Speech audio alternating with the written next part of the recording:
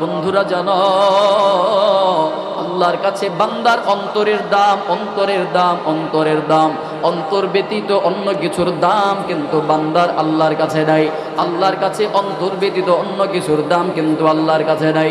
এজন্যই তো পয়গম্বর আকরাম সাল্লাল্লাহু আলাইহি ওয়াসাল্লাম হাদিসের মধ্যে জানায়া দেন, পয়গম্বর আকরাম সাল্লাল্লাহু আলাইহি ওয়াসাল্লামের সাহাবী আবু হুরায়রা রাদিয়াল্লাহু তাআলা আনহু থেকে বর্ণিত, عن أبي هريرة رضي الله تعالى عنه قال قال رسول الله صلى الله عليه وسلم إن الله لا ينظر إلى صوركم ولا إلى أجسامكم ولكن ينظر إلى قلوبكم وأعمالكم।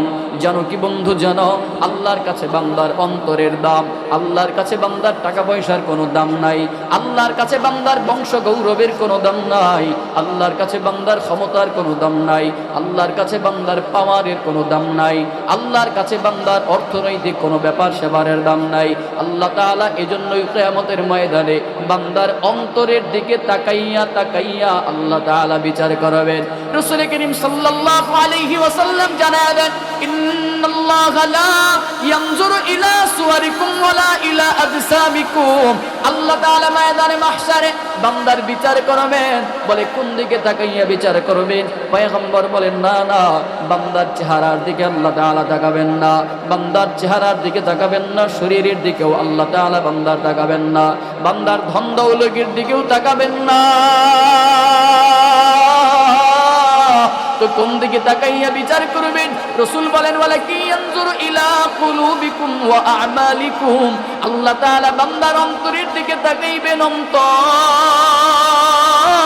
অন্তর বলে কার অন্তরটা কত সুন্দর, কার অন্তরটা কত চমৎকার, কার অন্তরটা কত ভালো, কার অন্তরটা কত আহসান। এজন্য বন্ধুরা আমার, যার অন্তর যত সুন্দর ওই বান্দাও আল্লাহর কাছে তত সুন্দর। জানো কি বন্ধুরা, জানো ময়দানে মাহশারে আল্লাহ পাক রব্বুল আলামিন কেমন বিচার করবেন জানো? আপনি আমি নামাজি হওয়ার পরেও কিন্তু ময়দানে মাহশারে আর জাহান্নামের আগুনের মধ্যে জ্বলা লাগবে। আপনি আমি রোজাদার হওয়ার পরেও জাহান্নামের আগুনে জ্বলবো। আপনি আমি যাকাতদার হওয়ার পরেও কিন্তু জাহান্নামের আগুনের মধ্যে জ্বলা লাগবে। আপনি আমি বড় ইবাদত করে নেওয়ালা হওয়ার পরেও কিন্তু জাহান্নামের আগুনের মধ্যে যাওয়া লাগবে। বলে কেন? এই যে অন্তর, এই অন্তরটা ভালো না হওয়ার কারণে, এই যে অন্তর, এই অন্তরটা পরিচ্ছন্ন হওয়ার না হওয়ার কারণে, এই অন্তরটা সুন্দর না হওয়ার কারণে ময়দানে মাহশারে আপনি আমি নামাজি হওয়ার পরেও জাহান্নামের আগুনের মধ্যে জ্বলা লাগবে। নামাজ পড়তে পড়তে কপালের মধ্যে কালো দাগ বসায় ফেলছে, এরপরেও মানুষটা জাহান্নামের আগুনের মধ্যে জ্বলবে। রোজা রাখতে রাখতে একেবারে হ্যাংলা পাতলা হয়ে গেল, এরপরেও ময়দানের মধ্যে, ময়দানে মাহশারে মানুষটা জাহান্নামের আগুনের মধ্যে জ্বলবে। মানুষটা যুদ্ধ করতে করতে, আল্লাহর পথে লড়াই করতে করতে শাহাদাত বরণ করার পরেও এই বান্দাটাও ময়দানে মাহশারে জাহান্নামের আগুনের মধ্যে জ্বলা লাগবে। বলে কেন? বলে একমাত্র কারণ হলো বান্দার অন্তরটা ভালো ছিল না, অন্তরটা সুন্দর ছিল না। আমার কথা নয়, বলেছেন পয়গম্বর আকরাম সাল্লাল্লাহু আলাইহি ওয়াসাল্লাম। মুসলিম শরীফের বর্ণনার একটা হাদিস, বড় লম্বা চূড়া এক হাদিসের মধ্যে পাওয়া যায়। আবু হুরায়রা রাদিয়াল্লাহু তাআলা আনহু থেকে বর্ণিত, তিনি বলেন, রাসূল করিম সাল্লাল্লাহু আলাইহি ওয়াসাল্লাম বলেছেন, আল্লাহ তাআলা যেদিন বিচারের কার্যক্রমটা যেদিন শুরু করে দিবেন, আল্লাহ তাআলা তিনজন ব্যক্তিকে দিয়ে বিচারের কার্যক্রম শুরু করে দিবেন। এক নম্বরে আল্লাহ তাআলা বিচার করবেন একজন শহীদ বান্দাকে দিয়া, শহীদ বান্দাকে দিয়া। এই হাদিসটা বর্ণনা করতে গিয়ে আবু হুরায়রা রাদিয়াল্লাহু তাআলা আনহু তিনবার তিনি জমিনের মধ্যে বেহুশ হয়ে পড়ে গেলেন। তিনবার জমিনের মধ্যে বেহুশ হয়ে পড়ে যায়। চতুর্থবারের সময় আবু হুরায়রা রাদিয়াল্লাহু তাআলা আনহু বলেন, আল্লাহর পয়গম্বর বলেছে, বলে ময়দানে মাহশারে আল্লাহ তাআলা যখন বিচারের কার্যক্রম শুরু করে দিবেন, তিনজন ব্যক্তিকে দিয়ে আল্লাহ তাআলা বিচারের কার্যক্রম শুরু করে দিবেন। এক নম্বরে আল্লাহ তাআলা বিচার করবেন আল্লাহর রাস্তার একজন শহীদ বান্দাকে দিয়া। শহীদ বান্দার বিচার করবেন এক নম্বরে। দুই নম্বরে বিচার করবেন আমার মতো একজন কামবাস, নালায়েক, পচা, গান্দা, বাসি, নষ্ট একজন আলেম আর কারিকে দিয়া। আল্লাহ তাআলা 3 নম্বরে বিচার করবেন একজন দানবীর বান্দাদেরকে দিয়া। আল্লাহ তাআলা 1 নম্বর বিচার করবেন একজন শহীদ। শহীদ বান্দাকে ডাক দিয়া বলবে, রে শহীদ, দুনিয়াতে আমি তোরে আমার নিয়ামত শারীরিক সক্ষমতা তোরে আমি দিলাম, জন্য কি করেছ? আমি আল্লাহর জন্য কতটুকু আমল করেছ, কতটুকু ইবাদত বন্দেগী আমি আল্লাহর জন্য করলা? ওই শহীদ বান্দা বলবেন, আল্লাহ, আমি তোমারই নিয়ামতের স্বীকৃতি প্রদান করি মালিক। আল্লাহ, আমি তোমারই নিয়ামত পাওয়ার পরে কি করেছিলাম জানো? এই নিয়ামত পাইয়া আল্লাহ আমি তোমার রাস্তায় যুদ্ধ করলাম, তোমার রাস্তায় লড়াই করেছি। আল্লাহ, আমি তোমার রাস্তায় যুদ্ধ করলাম, তোমার রাস্তায় লড়াই করেছি। আল্লাহ, আল্লাহ, আমি তোমার রাস্তায় যুদ্ধ আর লড়াই পর্যন্ত ক্ষান্ত নাই। আল্লাহ, তাকাইয়া দেখো, যুদ্ধ করতে করতে করতে করতে আমি শাহাদাত বরণ পর্যন্ত করলাম। এই যে রক্তমাখা শরীর নিয়ে তোমার দরবারে আমি হাজির হয়ে গেলাম মালিক। আল্লাহ বলবেন, কার জন্য যুদ্ধ করেছো গোলাম, কার জন্য শহীদ হয়েছো বলো? ওই শহীদ বান্দা বলবেন, আল্লাহ, আল্লাহ, আমি তোমার জন্য যুদ্ধ করলাম, লিল্লাহি রাব্বিল আলামিন, তোমার জন্য শহীদ হয়ে গেলাম। আল্লাহ তখন একটা ধমক দিয়ে বলবেন, খবরদার, বান্দা মিথ্যা বলবি না, বান্দা মিথ্যা বলিস না, মিথ্যা বলবি না। এরে গোলাম, দুনিয়াতে তুই যুদ্ধ করেছো ঠিক, দুনিয়াতে তুমি লড়াই করেছো ঠিক, তুমি জিহাদ করেছো ঠিক, শহীদ হয়েছো ঠিক, তবে আমার জন্য করো নাই, দুনিয়ার মানুষদেরকে দেখাবার জন্য করেছ। যারে গোলাম, যাও যাও, দুনিয়ার মানুষ তোমাকে যোদ্ধা বলে ডাকবে, সেজন্য যুদ্ধ করেছ। দুনিয়ার মানুষ তোমাকে বীর বলে ডাকবে, সেজন্য লড়াই করেছ। দুনিয়ার মানুষ তোমাকে শহীদ বলে ডাকবে, সেজন্য শহীদ হয়েছ।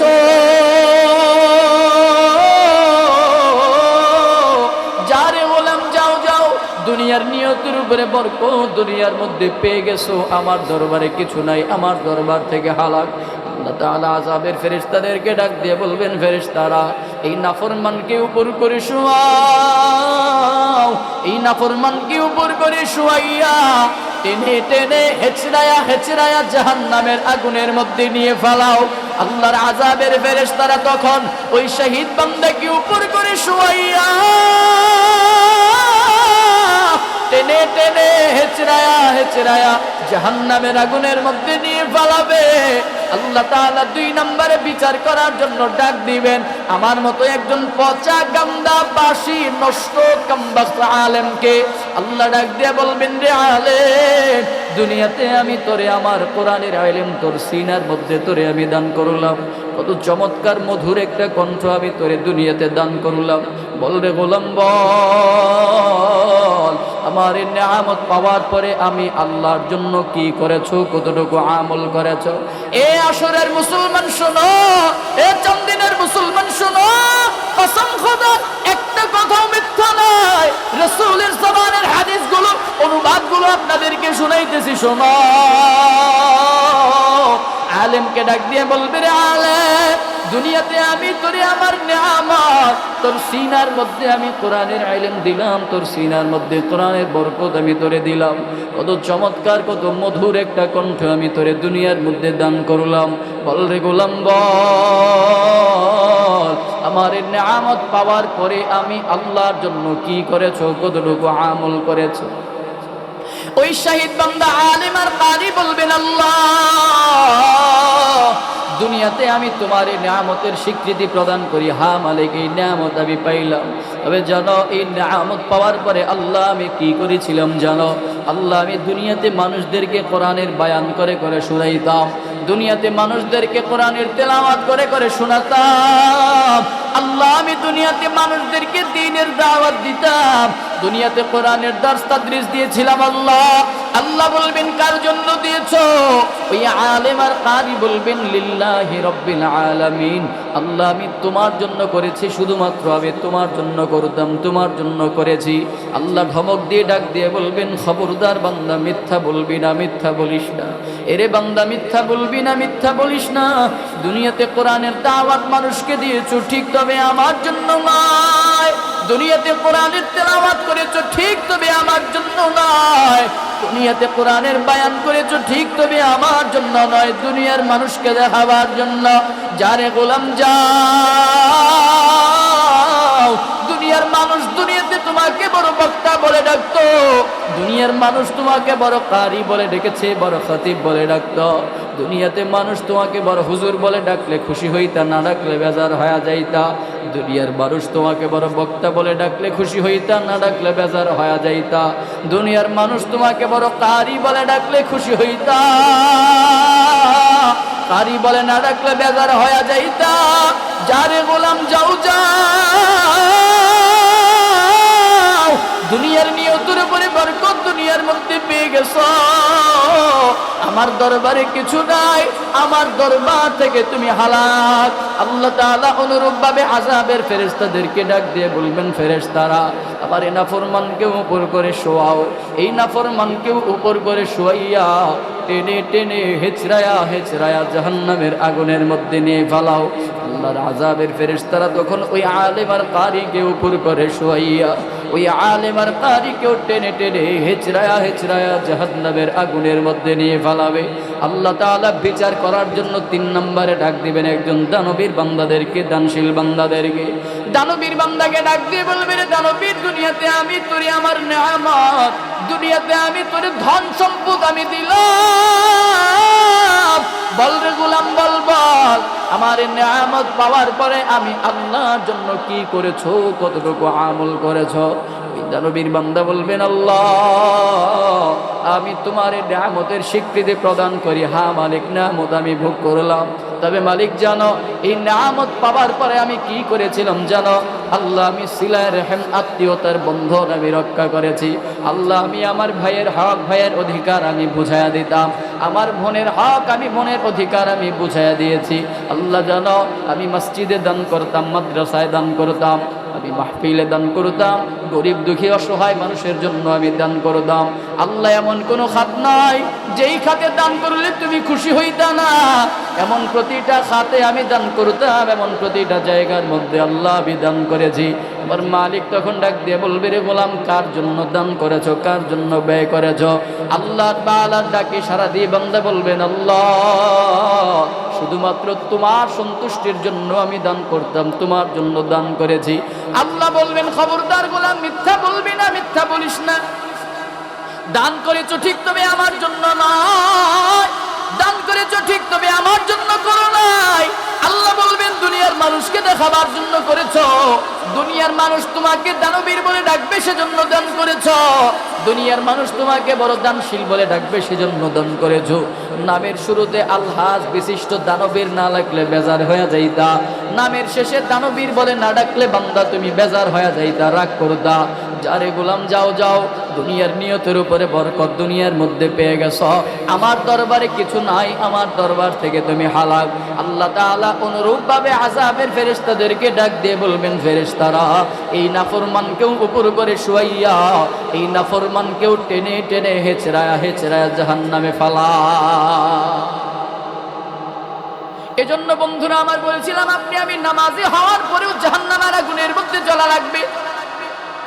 আল্লাহ তাআলা সব আবেদিনদেরকেও একই ভাবে বিচার করবেন, গোলাম কি নামাজ পড়েছো, কি রোজা করেছো, কি দান করেছো, কি সাদাকা করেছো, কার জন্য করেছো? সবাই বলবেন, আল্লাহ তোমার জন্য করলাম। যারা দুনিয়ার মানুষকে দেখাবার জন্য আপনি আমি দান করি, নামাজ পড়ি, রোজা রাখি, সাদকা দেই, যারা আপনি আমি দুনিয়ার মানুষকে দেখাবার জন্য হজ করতে যাই, বারবার হজ করতে যাই, বারবার উমরা করতে যাই, কসম খোদার উদ্দেশ্য যদি হয় মানুষকে দেখাবার জন্য, আপনি আমি দুনিয়াতে মানুষকে দেখাইতে পারবো ঠিক, কিন্তু ময়দানে মাহশারে ওই দিন আপনি আমি ঠিকই আটকা পড়ে যাব, ওই দিন আটকা পড়ে যাব। দুনিয়ার মানুষকে দেখাইতে পারবো, কিন্তু মালিকের ময়দানে ময়দানে মাহশারে মালিকের দরবারে আপনি আমি ঠিকই আটকা পড়ে যাব। এজন্য নামাজ যতটুকু পড়বো মুহাব্বতে বলবেন, কার জন্য পড়বো? আরেকটু আস্তে। রোজা যতটুকু রাখবো কার জন্য রাখবো? সাদাকা দান সাদাকা যতটুকু করবো মুহাব্বতে বলবেন, কার জন্য করবো? এই বান্দা কসম করে বলে যায়, যদি আল্লাহ ব্যতীত অন্য কারো উদ্দেশ্য যদি আমল করা হয়, ওই আমল কিন্তু আল্লাহর দরবারে এক ফোঁটাও গ্রহণ করা হবে না। রাসূল করিম সাল্লাল্লাহু আলাইহি ওয়াসাল্লাম বলেন, আখলিস দীনাকা ইয়াকফিকাল আমালুল কলিল। গোলাম, তুমি তোমার দিলটাকে খাঁটি করে, দিলটাকে মজবুত করে প্রয়োজনে অল্প আমল করো, অল্প আমল করো, অল্প আমল করো। ওই অল্প আমলের উসিলায় কিয়ামতের ময়দানে নাজাত দিয়ে দিবেন কে? আল্লাহর উদ্দেশ্যে আমল করা লাগবে, দুনিয়ার কোনো মানুষকে দেখাবার জন্য না, আখিরাতের জন্য আমল করা লাগবে। জানো কি বন্ধু, জানো আল্লাহ তাআলা, স্বয়ং আল্লাহ তাআলা পয়গম্বরকে শিখায়া দেন, হাবিব আমার, কুল, হে নবী আপনি বলেন, ইন্না সলাতি ওয়া নুসুকি ওয়া মাহইয়ায়া ওয়া মামাতি লিল্লাহি রাব্বিল আলামিন।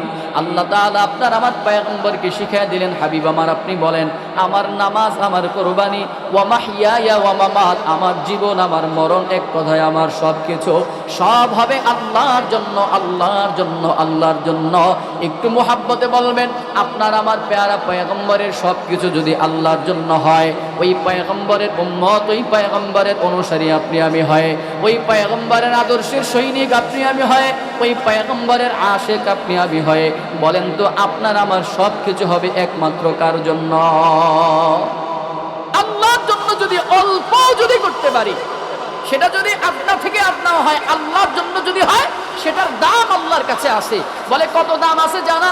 রাসূল করিম সাল্লাল্লাহু আলাইহি ওয়াসাল্লাম বলেন, আল্লাহর জন্য যদি কেউ একটা সিজদা দেওয়ার মতো যদি একটা সিজদাও যদি কেউ দিতে পারে, قال رسول الله صلى الله عليه وسلم সিজদাতুন ওয়াহিদাতুন খায়রুম মিনাদ দুনিয়া ওয়া মা ফিহা।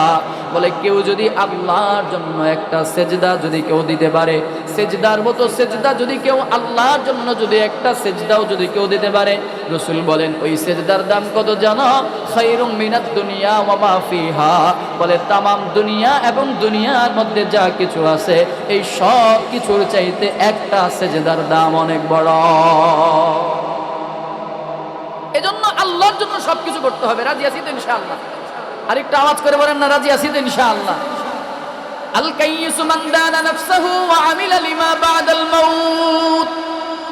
রাসূল বলেন ওই মানুষটাই হলো জ্ঞানী, ওই মানুষটাই হলো বুদ্ধিমান। বলে কোন মানুষটা?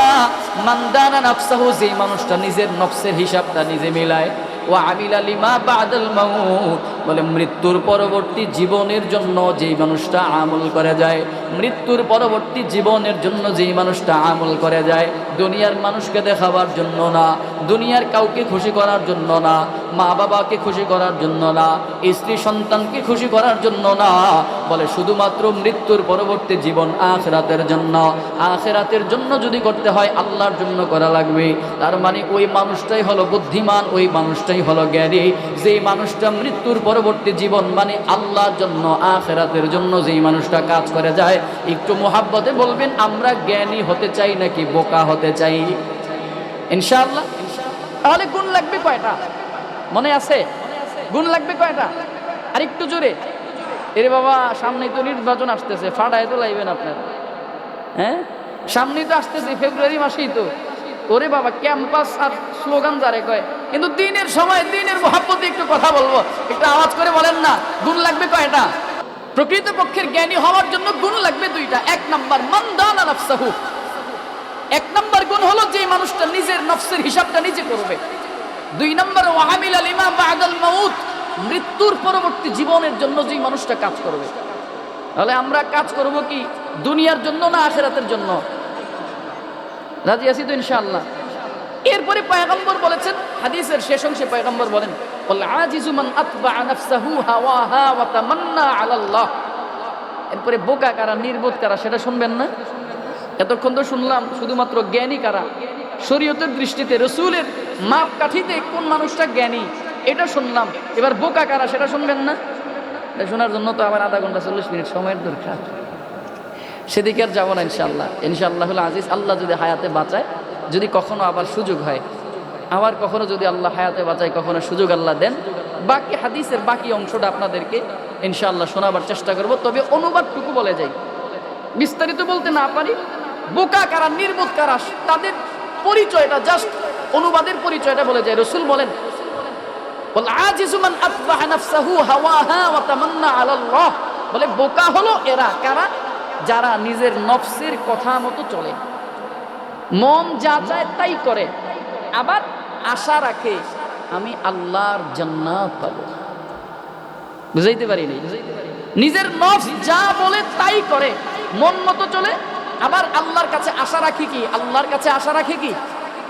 জান্নাত পাবো। জান্নাত কি মামুর বাড়ির আবদার?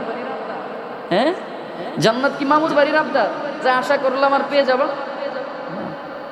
الذي خلق الموت والحياة ليبلوكم أيكم أحسن عملا وهو العزيز الغفور صدق الله المولانا العظيم وصدق رسوله النبي الكريم عن شداد بن أوس رضي الله تعالى عنه قال قال رسول الله صلى الله عليه وسلم الكيس من دان نفسه وعمل لما بعد الموت والعاجز من أتبع نفسه هواها وتمنى على الله أو كما قال النبي عليه الصلاة والسلام إن الله وملائكته يصلون على النبي يا أيها الذين آمنوا صلوا عليه وسلموا تسليما اللهم صل على محمد وعلى آل محمد كما صليت على إبراهيم وعلى آل إبراهيم إنك حميد مجيد اللهم بارك على محمد وعلى آل محمد كما باركت على إبراهيم وعلى آل إبراهيم إنك حميد مجيد। একটু মুহাব্বতের সাথে আওয়াজ করে বলবেন, দরুদ পড়লে লাভ হবে নাকি লস হবে? কেমন লাভ হবে জানো? কেউ যদি রাসূলের শানে একবার দরুদ ও সালাম পেশ করে, আল্লাহ পাক রব্বুল আলামিন ওই বান্দার জন্য কমপক্ষে 4টা লাভ রেখেছেন। 1 নম্বর লাভ হলো, কেউ যদি একবার দরুদ পড়ে আল্লাহ তাআলা ওই বান্দার আমলনামা থেকে 10টা গুনাহকে মাফ করে দেন। 2 নম্বর লাভ, কেউ যদি একবার দরুদ পড়ে ওই বান্দার আমলনামার মধ্যে আল্লাহ তাআলা 10টা নেকি উঠায় দেন। 3 নম্বর লাভ, কেউ যদি একবার দরুদ পড়ে আল্লাহ তাআলা আসমান থেকে 10টা নেকি ওই বান্দার জন্য 10টা রহমত নাজিল করে দেন। 4 নম্বর লাভ, কেউ যদি একবার দরুদ পড়ে আল্লাহ তাআলা ওই বান্দার পদমর্যাদাকে জান্নাতের মধ্যে আরো 10 গুণ বাড়ায়া দেন। তাহলে একটু মুহাব্বতে বলবেন, দরুদ পড়লে লাভ হবে নাকি লস হবে? যদি লাভ হয় জবানটাকে বন্ধ রাখা যাবে না। নবীজির প্রেম ভালোবাসা মুহাব্বত হৃদয়ের মধ্যে নিয়া দিল থেকে উচ্চ আওয়াজে রাসূলের শানে দরুদ ইব্রাহিম একবার পড়ব। যেই দরুদটা আমরা 5 ওয়াক্ত নামাজের মধ্যে সবাই পড়ি, দিল খুলে প্রাণ ভরে মুহাব্বতের সাথে একবার দরুদ ইব্রাহিম পড়ব।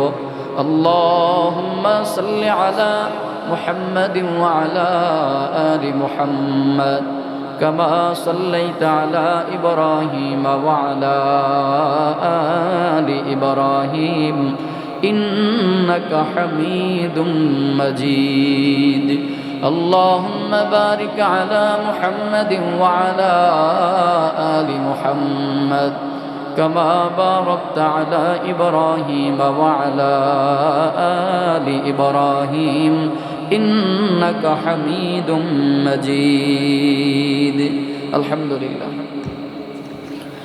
রব্বুল ইজ্জত জালাল আল্লাহ পাক রব্বুল আলামিনের দরবারে লাখো কোটি শুকর যে আল্লাহ পাক রব্বুল আলামিন আপনাকে আমাকে দয়া করে মায়া করে মহব্বত করে ভালোবেসে আশুরা মধ্যপাড়া জামে মসজিদের উদ্যোগে আয়োজিত ঐতিহ্যবাহী ৪২তম বার্ষিক ওয়াজ ও দোয়ার মাহফিলে আল্লাহ আপনাকে আমাকে আসার বসার সুযোগ তৌফিক দান করেছেন। এজন্য অন্তর থেকে একবার কালেমাত শুকর আদায় করব, আলহামদুলিল্লাহ। কোরআনুল করিম থেকে সূরা মুলকের ২ নম্বর আয়াতে করিম আপনাদের সামনে তেলাওয়াত করেছি। রাসূল করিম সাল্লাল্লাহু আলাইহি ওয়াসাল্লামের অসংখ্য অগণিত হাদিস শরীফ থেকে তিরমিজি শরীফের বর্ণিত একটি হাদিস আপনাদের সামনে পেশ করলাম। তেলাওয়াতকৃত আয়াত এবং হাদিসের উপরে আমলের নিয়তে, ইখলাসের নিয়তে আমাকে ২-৪টি কথা বলা এবং আপনাদেরকে ধৈর্য সহকারে শোনার জন্য তৌফিক আল্লাহ দান করেন, পড়ি আমিন। যে কথাগুলো উপরে আলোচনা হবে তার উপর সর্বপ্রথম আমি নিজে যেন আমল করতে পারি, অতঃপর আপনারাও যেন আমল করতে পারেন, আল্লাহ যেন সেই তৌফিক দান করেন। সকলে আরেকবার পড়ব আল্লাহুম্মা আমিন। একটু মহাব্বতের সাথে আপনাদের কাছে জানতে চাই, আমরা যারা প্রেজেন্ট নাও বর্তমানে উপস্থিত আছি এই মজলিসে, একটু বলবেন আমরা কি কেউ চাই যে মানুষ আমাদেরকে বোকা বলুক? একটু বলেন না। আমরা কেউ চাই যে মানুষ আমাদেরকে মগা বলুক, বোকা বলুক, নির্বোধ বলুক? না, কেউ চাই না। বরঞ্চ আমি তো মনে করি একজন পাগল যদি বুঝতো পাগল বলা এটা একটা গালি, পাগল একটা গালি, তা একজন পাগল যদি বুঝতো যে তাকে পাগল বলে গালি দেয়, পাগলও চাইতো না তাকে পাগল বলুক, ঠিক না? তাহলে আমরা কি চাই? আমাদের চাহাত কি? আমরা চাই পৃথিবীর প্রতিটা মানুষ, ছোট থেকে বড়, যুবক, কিশোর, বৃদ্ধ, যা বলেন না কেন, নিম্ন শ্রেণী থেকে উচ্চবিত্ত পর্যন্ত, একেবারে জেলে কুমার তাঁতি যা আছে, সবাই চাই কি যে মানুষ আমাকে সম্মান করুক, মানুষ আমাকে দাম দিক, মানুষ আমাকে তাজিম করুক, মানুষ আমাকে জ্ঞানী বলুক, মানুষ আমাকে বুদ্ধিমান বলুক। কথা ঠিক না? কি বলেন বাবা, আপনি চান না যে মানুষ আপনাকে বুদ্ধিমান বলুক, মানুষ আমাকে সম্মানিত করুক? সবাই চায়, কে চায় না? একজন একেবারে চাষিও চায় মানুষ থেকে সম্মান করুক, একজন দিন মজুর চায় মানুষ থেকে তাজিম করুক, সম্মান করুক, একজন কৃষক চায় মানুষ থেকে বুদ্ধিমান বলুক, সম্মান করুক। প্রতিটা মানুষ চায় যে মানুষ আমাকে বোকা বলুক, না বলে বুদ্ধিমান বলুক, জ্ঞানী বলুক। তো কথা হলো, আসল বোকা কারা আর আসল বুদ্ধিমান কারা, এটা আমাদেরকে বুঝতে হবে। আমাদের বিচারে, দুনিয়ার মানুষের বিচারে, দুনিয়ার মানুষের বিচারের কথা বলছি, একটু বুঝবেন। পুরো আলোচনাটা বোঝার জন্য 2টা মিনিট সময় একটু মনোযোগের সাথে কথাটি বুঝবেন। তখন আমার দিকে একটু মনোযোগ দেন। পুরো আলোচনাটা বোঝার জন্য 2 মিনিট সময় একটু বুঝেন মনোযোগ দিয়ে, বাকি আলোচনা বুঝতে সহজ হয়ে যাবে ইনশাআল্লাহ। পৃথিবীর প্রতিটা মানুষ চায় যে মানুষ আমাকে সম্মান করুক, তাজিম করুক, বুদ্ধিমান বলুক, জ্ঞানী বলুক। এখন বুদ্ধিমান কারা, জ্ঞানী কারা? আমাদের বিচারে, দুনিয়ার মানুষের বিচারে আমরা বুদ্ধিমান বলি ওই মানুষটাকে যেই মানুষটার কোটি কোটি টাকা আছে। আমাদের বিচারে, এটা আমাদের বিচারের কথা বলছি, আমাদের বিচারে আমরা ওই মানুষটাকে জ্ঞানী বলি, বুদ্ধিমান বলি যেই মানুষটা সাজিয়ে গুছিয়ে সুন্দর করে কথা বলতে পারে। আমাদের বিচারে, এটা আমাদের বিচারে ওই মানুষটাকে আমরা জ্ঞানী বলি, বুদ্ধিমান বলি কে? যেই মানুষটা বেশি ইনকাম করতে পারে, যেই মানুষটা ব্যবসা করে সফলতা অর্জন করেছে, যেই মানুষটা মেম্বার হতে পারলো, চেয়ারম্যান হতে পারলো, এমপি হতে পারলো, মন্ত্রী হতে পারলো। আমরা আমাদের বিচারে, এটা দুনিয়ার মানুষের ইনসাফে, দুনিয়ার মানুষের বিচারে আমরা তাদেরকে জ্ঞানী বলি, বুদ্ধিমান বলি। ঠিক অনুরূপ ভাবে ওই মানুষটাকে আমরা বোকা বলি, নির্বোধ বলি, মগা বলি। এক কথায়, সহজ কথায় মগা বলি কাকে? যেই মানুষটা সাজিয়ে গুছিয়ে সুন্দর করে কথা বলতে পারে না। মানুষ ধমক দিলে আটুসাটু কাজু হয়ে যায়, মানুষ একটু ঝাড়ি দিলে ভয় পেয়ে যায়, দুর্বল হয়ে যায়, কাজু হয়ে যায়। যেই মানুষটা দিন আনে দিন খায়, আমরা তাদেরকে মগা বলি, বোকা বলি, নির্বোধ বলি। আমার প্রশ্ন হলো, আসলেই আমরা যাকে জ্ঞানী বলছি, যাকে বুদ্ধিমান বলছি, প্রকৃত পক্ষে আসলেই কি সে জ্ঞানী? যাকে বোকা বলছি, প্রকৃত পক্ষে সে বোকা, নির্বোধ?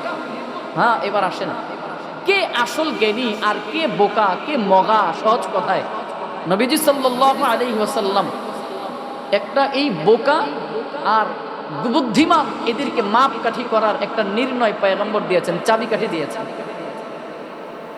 প্রকৃত পক্ষের কে চালাক, কে বুদ্ধিমান, কে জ্ঞানী আর কে মগা, এটা নির্ণয় করার জন্য পয়গম্বর একটা মাপকাঠি দিয়েছেন, একটা চাবি দিয়েছেন। শুনবেন, নবীজি সাল্লাল্লাহু আলাইহি ওয়াসাল্লাম কে আসল বুদ্ধিমান, কে আসল চালাক, কে আসল জ্ঞানী, এই আসল জ্ঞানী আর আসল বুদ্ধিমান হওয়ার জন্য পয়গম্বর 2টা গুণের কথা বলেছেন। নবীজি বলেন, যার ভিতরে এই দুইটা গুণ পাওয়া যাবে এই মানুষটা প্রকৃতপক্ষের জ্ঞানী। যার মধ্যে দুইটা গুণ পাওয়া যাবে এই মানুষটা প্রকৃতপক্ষের বুদ্ধিমান। ইসলাম কতটা সুন্দর, ইসলাম কতটা স্বচ্ছ, বাজান আমার দিকে মনোযোগ দেন।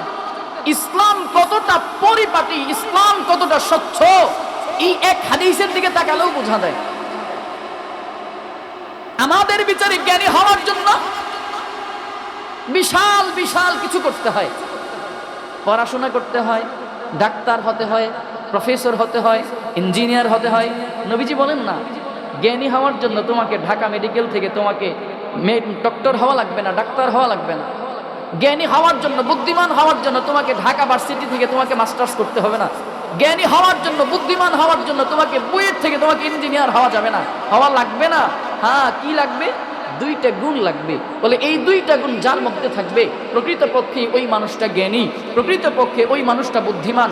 এবার কেউ যদি, একজন চাষিও যদি তার মধ্যে এই দুইটা গুণের সমাগম ঘটাইতে পারে, একজন জেলে সে যদি তার মধ্যে এই দুইটা গুণের গুণান্বিত অর্জন করতে পারে, একজন দিনমজুর সেও যদি এই দুইটা গুণ তার মধ্যে অর্জন করতে পারে, রাসূল বলেন ইসলামের দৃষ্টিতে এই মানুষটা প্রকৃতপক্ষের জ্ঞানী। সুবহানাল্লাহ পড়বেন না? অথচ আমাদের বিচারে জ্ঞানী হওয়ার জন্য ঢাকা ভার্সিটি থেকে মাস্টার্স করতে হয়, আমাদের বিচারে জ্ঞানী হওয়ার জন্য বুয়েট থেকে ইঞ্জিনিয়ার হতে হয়, আমাদের বিচারে জ্ঞানী হওয়ার জন্য ঢাকা মেডিকেল কলেজ থেকে ডাক্তার হতে হয়। রাসূল বলেন না, জ্ঞানী হওয়ার জন্য এত কিছু দরকার নাই, এই দুইটা গুণ অর্জন করবা। কি সেই দুইটা গুণ? নবীজি সাল্লাল্লাহু আলাইহি ওয়াসাল্লাম হাদিসের মধ্যে বলেন, عن شداد بن أوس رضي الله تعالى عنه قال قال رسول الله صلى الله عليه وسلم الكيس من دان نفسه وعمل لما بعد الموت والعاجز من أتبع نفسه هواها وتمنى على الله। شداد بن أوس رضي الله تعالى عنه থেকে বর্ণিত, তিনি বলেন নবীজি সাল্লাল্লাহু আলাইহি ওয়াসাল্লাম বলেছেন, ওই মানুষটাই হলো প্রকৃতপক্ষের জ্ঞানী, ওই মানুষটা হলো আসল বুদ্ধিমান, প্রকৃতপক্ষের বুদ্ধিমান। বাজান ভালো করে বুঝবেন, পয়গম্বর এই হাদিসের মধ্যে দুইটা গুণের কথা বলেছেন। পয়গম্বর বলেন আল কাইয়িসু, বলে ওই মানুষটাই হলো জ্ঞানী, ওই মানুষটা বুদ্ধিমান। বলে কোন মানুষটা? মান দানা নাফসাহু ওয়া আমিলা লিমা বাদাল মাউত। বলে এই দুইটা গুণ যার মধ্যে থাকবে, এক নম্বরের গুণ হলো মান দানা নাফসাহু, যেই মানুষটা নিজের নফসটাকে নিয়ন্ত্রণ করতে পারবে, নিজের নফসের নিয়ন্ত্রণ নিজে করতে পারে। প্রথম নাম্বারের গুণ পয়গম্বর বলেন বান্দানা নাফসাহু, যেই মানুষটা নিজের নফসের, নিজের নিয়ন্ত্রণ, নিজের নফসের নিয়ন্ত্রণ নিজে করতে পারে। দুই নাম্বার গুণ হলো আমিলা লিমা বাদাল মাউত। পয়গম্বর বলেন দুই নাম্বার গুণ হলো যেই মানুষটা মৃত্যুর পরবর্তী জীবনের জন্য কাজ করে যায়, আমল করে যায়। এক নাম্বার গুণ, যেই মানুষটা সহজ কথা নিজের নফসের হিসাব নিজে মিলায়, নিজের হিসাবটা যেই মানুষটা নিজে মিলায়, ওই মানুষটা হলো দামি, ওই মানুষটা জ্ঞানী, ওই মানুষটা বুদ্ধিমান। দুই নম্বরে রাসূল বলেন ওয়া আমিলা লিমা বাদাল মাউত, বলে যেই মানুষটা মৃত্যুর পরবর্তী জীবনের জন্য কাজ করে যায়, মৃত্যুর পরবর্তী জীবন আখিরাত, ওই আখিরাতের জন্য যেই মানুষটা আমল করবে, ওই মানুষটা হলো জ্ঞানী, ওই মানুষটা বুদ্ধিমান। এবার যদি আসেন বিস্তারিত, যদি আরেকটু অল্প সময়ের জন্য যদি বিস্তারিতর দিকে যদি আগাই, এক নম্বরের গুণের কথা পয়গম্বর বলেন মান দানা নাফসাহু, যেই মানুষটা নিজের নফসের হিসাবটা নিজে মিলায়। ও বন্ধুরা আমার, একটু হিসাবটা মিলাইয়া দেখেন, একটু বিবেচনা করে দেখেন। ও আসরার যুবক বন্ধুরা আমার, বৃদ্ধ বাবা আমার, ও পর্দার অন্তরালের মায়েরা, একটু নিজের দিকে একটু নিজে তাকাইয়া দেখো, তোমার আমার বয়সটা কত চলে গেল। তাকাইয়া দেখো, 20 বছর পার হয়ে গেল, 30 বছর চলে গেল, 40, 50, 60, 70, 80 বছর পর্যন্ত আপনার আমার চলে গেল। 80টা বছর পার হয়ে গেল, 40 বছর পার হয়ে গেল, 50, 60, 70 বছর পার হয়ে গেল। আজ পর্যন্ত কোনোদিন বিছানার মধ্যে পিঠ লাগাইয়া, বালিশের মধ্যে মাথাটা লাগাইয়া কোনোদিন চিন্তা করি নাই, হ্যাঁ রে আমার জীবন থেকে 50 বছরের হায়াতটা চলে গেল, আমার জীবন থেকে 60-70 বছরের জীবনটা চলে গেল। আমি এই জীবনে মাওলার হুকুম আহকাম কতটুকু করলাম, কতটুকু আদায় করলাম। এই দুই হাত দিয়ে কত অন্যায় করলাম, কত অপরাধ করলাম, কত মানুষের সম্পদ নষ্ট করলাম। এই জবান দিয়ে কত মিথ্যা বললাম, কত অপরাধ করলাম, কত অন্যায় করলাম। এই চোখ দিয়ে কত অন্যায় দেখলাম, মস্তিষ্ক দিয়ে কত অন্যায়ের চিন্তা ভাবনা করলাম, ভাইয়ের হক নষ্ট করলাম, বোনের অধিকার ক্ষুণ্ণ করলাম, সমাজের মধ্যে কত মিথ্যা প্রপাগান্ডা ছড়ালাম। এই হাত দিয়ে কত মিথ্যার আশ্রয় নিলাম, জবান দিয়ে কত মিথ্যার আশ্রয় গ্রহণ করলাম, পা দিয়ে কত অন্যায় করলাম, অঙ্গ প্রত্যঙ্গ দিয়ে কত অন্যায় করলাম, কত অপরাধ করলাম। আমার মালিকের কত হুকুম আহকামগুলো আপনি আমি ছেড়ে দিলাম, তরক করে দিলাম। কত নামাজ তরক করলাম, কত রোজা ছেড়ে দিলাম, কত অন্যায় করলাম, কত অপরাধ করলাম। আজ যদি মালাকুল মাউত আজরাইল আলাইহিস সালাম যদি আমার ঘরের মধ্যে খপ করে ধরে বসে, জাহান্নাম ব্যতীত কিন্তু আপনার আমার কোনো উপায় থাকবে না, কোনো রাস্তা থাকবে না। আজ পর্যন্ত আপনি আমি বালিশের মধ্যে মাথাটা লাগায় কখনো এইভাবে চিন্তা করে দেখলাম না। আহারে, আজ যদি মৃত্যু চলে আসে, কই আমি কত অপরাধ করলাম, কারো কাছ থেকে তো ক্ষমা নিতে পারবো না। একটু চিন্তা করে দেখেন পয়গম্বর আকরাম সাল্লাল্লাহু আলাইহি ওয়াসাল্লাম কি বলেছেন। عن أبي هريرة رضي الله تعالى عنه قال قال رسول الله صلى الله عليه وسلم أعمار أمتي ما بين 70 إلى 60। আবু হুরায়রা রাদিয়াল্লাহু তাআলা আনহু থেকে বর্ণিত, তিনি বলেন আপনার আমার পয়গম্বর সাল্লাল্লাহু আলাইহি ওয়াসাল্লাম বলেছেন, উমার উম্মতি, আমার উম্মতের বয়সটা হবে মা বাইনা 70 ইলা 60, বলে 60 থেকে 70 বছরের মধ্যে। গড়ে এরা 60 থেকে 70 বছর পর্যন্ত হায়াত পাবে। মাইয়াজুদ, পয়গম্বর এরপরে বলেন মাইয়াজুদ যালিক, বলে হ্যাঁ হ্যাঁ, ওয়া আকাল্লুহুম মাইয়াজুদ যালিক, বলে 70-এর অধিকাংশই 70-এর নিচে থাকবে, অধিকাংশই 70-এর নিচে থাকবে। 70-এর উপরে হায়াত পাবে একেবারে কম, একেবারে স্বল্প। এই হায়াতের মধ্যে, এই হায়াতের জিন্দেগিতে একটু বিচার বিবেচনা করে দেখেন, কত কিছু করলাম, কত অন্যায়, কত অপরাধের সাথে সম্পর্ক হয়ে গেলাম। দিল যা চায় মন তাই করি, মন যা চায় আপনি আমি তাই করতেছি, তাই করি। মন চায় সত্য থেকে বিরত থাকার জন্য, মিথ্যা বলার জন্য মিথ্যার সাথে সম্পর্ক করি। মন চায় একটু অপরাধ করার জন্য একটু অপরাধ করি। মন বলে না না, ঠান্ডা এখন ফজরের নামাজ পড়া যাবে না, এজন্য ঠান্ডা পানি দিয়ে নামাজ পড়া থেকে বিরত থেকে গেলাম। মন বলে ঘুমাও ঘুমাও ঘুমাও ঘুমাও, ঘুম পাইবা না, মনের কথা অনুযায়ী ঘুমাইলাম, মালিকের বিধান কত তরক করে দিলাম। পয়গম্বর বলে না না, মন যা চায় তাই করে, এই মানুষটা আসলে প্রকৃতপক্ষের জ্ঞানী নয়। মন যা চায় তাই করে, এই মানুষটা প্রকৃতপক্ষের বুদ্ধিমান নয়। বলে প্রকৃতপক্ষের বুদ্ধিমান হওয়ার জন্য 1 নম্বরের গুণ লাগবে মান দানা নাফসুহু, যেই মানুষটা নিজের নফসটাকে নিয়ন্ত্রণ করতে পারে।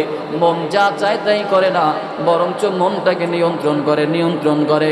বলে মালিকের হুকুম আহকামের জন্য, মালিকের ইবাদতের জন্য, মালিকের দাসত্বের জন্য নিজের মনটাকে মনোনিবেশ করে। পয়গম্বর 2 নম্বরে বলেন ওয়া আমিলা লিমা বাদাল মাউত, মৃত্যুর পরবর্তী জীবনের জন্য যেই মানুষটা কাজ করে যায়, আমল করে যায়, মৃত্যুর পরবর্তী জীবনের জন্য যেই মানুষটা আমল করে আখিরাতের জন্য, মৃত্যুর পরবর্তী জীবনের জন্য আখিরাতের জন্য যেই মানুষটা কাজ করবে, ওই মানুষটাই হলো আসল জ্ঞানী, ওই মানুষটা হলো আসল বুদ্ধিমান। এরে বন্ধু আমার, যেই দুনিয়াতে আল্লাহ তাআলা আপনাকে আমাকে পাঠাইলেন, দুনিয়ার এই হায়াতের জিন্দেগিটা কত, ওই যে পয়গম্বর বললেন উমারু মা বাইনা 70, উমারু উম্মতি মা বাইনা 70 ইলা 60। পয়গম্বর বললেন আমার উম্মতের বয়স হবে 60 থেকে 70 বছরের মধ্যে। একটু যদি বিবেচনা করেন, রাসূল বলে দিলেন 70 বছরের কমে থাকবে, 70-এর অধিক খুব কম সংখ্যক হায়াত পাবে। একটু মজলিসের দিকে তাকায় দেখেন কয়জন মানুষের বয়স 70-এর উপরে আছে। আপনাদের এই আসরার দিকে যদি তাকায় দেখেন, ছোট বাচ্চা থেকে মুরব্বী পর্যন্ত কয়জন খুঁজে পাবেন 70-এর বেশি হায়াত পাওয়া গেছে, 70-এর বেশি হায়াত আছে। এই 70 বছরের জীবনটাও আপনি আমি কেমন করে কাটায় দিলাম, চিন্তা করে দেখেন না। বলে আপনার আমার জীবন থেকে 14-15 বছর পার হয়ে গেল বুঝের হওয়ার জন্য, আকল পরিপূর্ণ হওয়ার জন্য, একেবারে যেটাকে বলে সাবালক হওয়ার জন্য। 14-15 বছর পার হয়ে গেল পরিপক্ক হওয়ার জন্য। এরপরে বয়সটা কি করলো, আরো 10 বছর চলে গেল লেখাপড়া বিদ্যাবুদ্ধি অর্জন করার জন্য। এরপরে বয়সটা আরো 5 বছর চলে গেল, বয়সটা 30 হয়ে গেল। এই কি করার জন্য, ব্যবসা বাণিজ্যের মধ্যে সফল হওয়ার জন্য বা বিবাহ শাদীর জন্য, একেবারে মোটামুটি একটা পরিস্থিতি তৈরি করার জন্য 30 পার হয়ে গেল। আর বাকি থাকে কয় বছর, বলে 40 বছরের একটা সময় বাকি থাকে। এই 40 বছর কি আপনি আমি খুব শাহেনশার মতো কাটাইতে পারি? না না, তাকাইয়া দেখো বয়সটা যাদের 40 হয়ে গেল, বয়সটা 40 হয়ে গেলে শরীরের মধ্যে কেমন যেন একটা বার্ধক্যের ছাপ চলে আসে, শরীরের মধ্যে কেমন যেন একটা বার্ধক্যের ছোঁয়া চলে আসে। মানুষগুলো কেমন যেন একটা অসুস্থ হয়ে যায়, যেই অসুস্থতা আস্তে আস্তে মানুষকে একেবারে এমন ভাবে এমন দুর্বল বানায় ফেলে, কেমন যেন মানুষগুলোকে আস্তে আস্তে এই অসুস্থতা একেবারে কবর পর্যন্ত নিয়ে যায়। এরে বন্ধু আমার, তাহলে আপনি আমি আখিরাতের জন্য কি করলাম, কতটুকু করতে পারলাম, একটু চিন্তা করে দেখেন, বিবেচনা করে দেখেন। আল্লাহ পাক রব্বুল আলামিন আপনাকে আমাকে দুনিয়ার মধ্যে কেন পাঠাইলেন? আল্লাযী খালাকাল মাউতা ওয়াল হায়াতা লিয়াবলুয়াকুম আইয়ুকুম আহসানু আমালা। আল্লাহ বলেন, আমি জীবিত এবং মৃত সব মানুষদেরকে দুনিয়ায় পাঠাইলাম। বলে কেন? বলে লিয়াবলুয়াকুম আইয়ুকুম আহসানু আমালা, কার আমলটা কত সুন্দর আমি আল্লাহ পরীক্ষা করব। হায়াতের এই জিন্দেগিটা কয়দিনের একটু বিবেচনা করে দেখেন, একটু ভালো করে বুঝে দেখেন। রাসূল করিম সাল্লাল্লাহু আলাইহি ওয়াসাল্লাম হায়াতের জিন্দেগি, দুনিয়ার হায়াত আর আখিরাতের হায়াতের উদ্ধৃতি দিয়ে গিয়ে সাহাবায়ে কেরামদেরকে বললেন, সাহাবীরা শোনো, দুনিয়ার হায়াত আর আখিরাতের হায়াতের মধ্যে তফাৎ পার্থক্য হলো। পয়গম্বর বলেন, গোটা পৃথিবীর পানিগুলোকে যদি একত্রিত করা হয়, ওই পানির মধ্যে যদি একটা কাঁথা সেলানোর সুইকে যদি ডুবানো হয়, ওই সুইয়ের মাথায় যেই পরিমাণে পানি উঠবে, এই পানিটা হলো তোমার দুনিয়ার হায়াত, দুনিয়ার জিন্দেগি। আর অবশিষ্ট গোটা পানিগুলো হলো তোমার আখিরাতের হায়াত, আখিরাতের জিন্দেগি। একটু মোহাব্বতের সাথে বলবেন, গোটা দুনিয়ার পানিগুলোর মধ্যে সুই ডুবালে ওই সুইয়ের মাথায় কি বিশাল পানি উঠবে নাকি একেবারে নগণ্য? একেবারে নগণ্য, একেবারে সামান্য একটু পানি উঠবে, যেই পানির কোনো তুলনাও করা যায় না। নবীজি সাল্লাল্লাহু আলাইহি ওয়াসাল্লাম বুঝিয়ে দিলেন, শোনো, তোমার আখিরাতের জিন্দেগির তুলনায় হায়াতের জিন্দেগি, দুনিয়ার হায়াতটা একেবারে স্বল্প। আখিরাতের হায়াতের জিন্দেগির তুলনায় দুনিয়ার হায়াতটা একেবারে স্বল্প, একেবারে ছোট। এই হায়াতের জিন্দেগিতে কাজে লাগাও, কেমন করে কাজে লাগাইবা? পয়গম্বর বলেন, যদি বুদ্ধিমান হতে চাও, মা বাইনা, পয়গম্বর বলেন, যদি বুদ্ধিমান হতে চাও, মান দানা নাফসাহু ওয়া আমিলা লিমা বাদাল মাউত, এই হায়াতের এই জিন্দেগিটাকে কাজে লাগাও আখিরাতের জীবনের জন্য। হায়াতের এই জিন্দেগিটাকে কাজে লাগাও আখিরাতের জীবনের জন্য। আল্লাহ তাআলাও কেন পাঠাইলেন? লিয়াবলুয়াকুম আইয়ুকুম আহসানু আমালা। আল্লাহ তাআলাও আপনাকে আমাকে দুনিয়ার মধ্যে পাঠাইছেন আল্লাহর গোলামি করার জন্য। পরীক্ষা করবেন, পরীক্ষা। কি পরীক্ষা করবেন? কার আমলটা কত সুন্দর, কার আমলটা কত চমৎকার, কার আমলটা কত ভালো, কার আমলটা কত উত্তম। আহসানু আমালা, কার আমলটা কত সুন্দর। এই পরীক্ষা থেকে কেউ বাদ পড়বা না, কেউ বাদ পড়বা না।